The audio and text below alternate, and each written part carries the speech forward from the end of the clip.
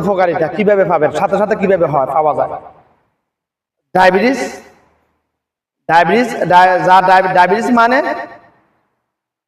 প্রয়োজন অতিরিক্ত চিনি, জ্বালানি, প্রয়োজন অতিরিক্ত চর্বি। আর যার ডায়াবেটিস, কোলেস্ট্রল, হার্ট ব্লকেজ একটার সাথে একটা জড়িত।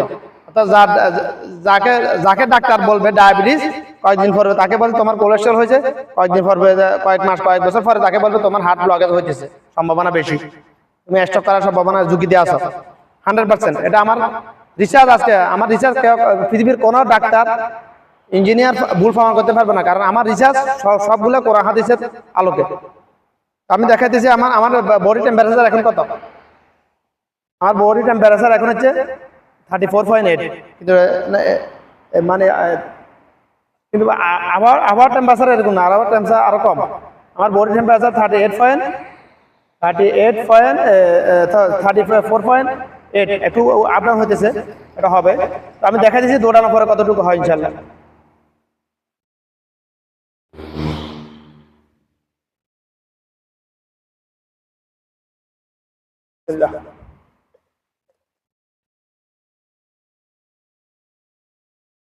তো আমি এখন দৌড়াবো, দৌড়ানোর পর আমার বডি টেম্পারেচার কতটুকু হয় এটা দেখাবো। অবশ্যই এটা দিয়ে 100% অ্যাকুরেট হয় না, তবে 95% অ্যাকুরেট বোঝা যায়।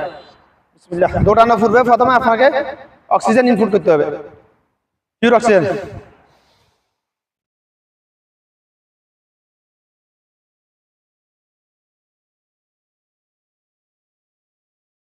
শ্বাস নিয়ে যতক্ষণ দৌড়িয়ে রাখতে পারবেন ততক্ষণ উত্তম, মানে ব্রেনে অক্সিজেনটা ধরে রাখার জন্য। আমি দৌড়াবো ইনশাল্লাহ। বিসমিল্লাহির রহমানির রহিম।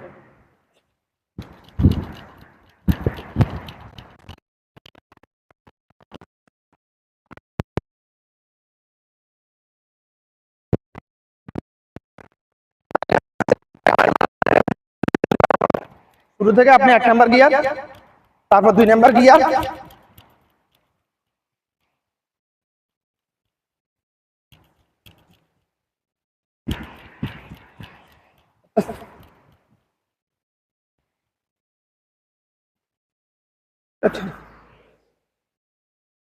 তারপর 3 নাম্বার গিয়ার, অর্থাৎ আস্তে আস্তে।